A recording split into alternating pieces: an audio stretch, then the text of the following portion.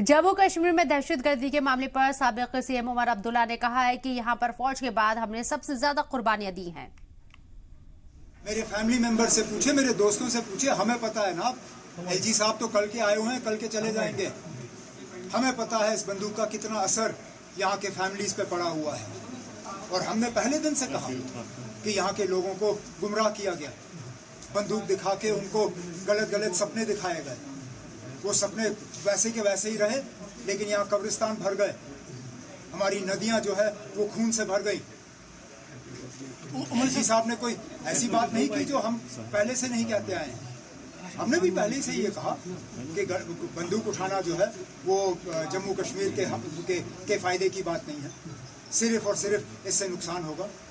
और जैसे मैंने आपसे कहा, सिक्योरिटी फोर्सेस के बाद अगर किसी ने इस बंदूक का नुकसान देखा है वो जम्मू कश्मीर नेशनल कॉन्फ्रेंस है, जहां हजारों की तादाद में मेरे साथी जो है कुर्बान हुए इन पिछले 30-35 सालों में। जम्मू कश्मीर के साबिक वज़ीर आला फारूक अब्दुल्ला ने डॉक्टर्स के साथ मिलकर डांस किया और अपने कॉलेज के दिनों को याद किया। दरअसल फारूक अब्दुल्ला पहलगाम में कैंसर पर होने वाले डॉक्टर्स कॉन्फ्रेंस में बतौर मेहमान खुसूसी शिरकत की उन्होंने और प्रोग्राम के दौरान कैंसर के लिए काम करने वाले फाउंडेशन के काम की भी तारीफ की।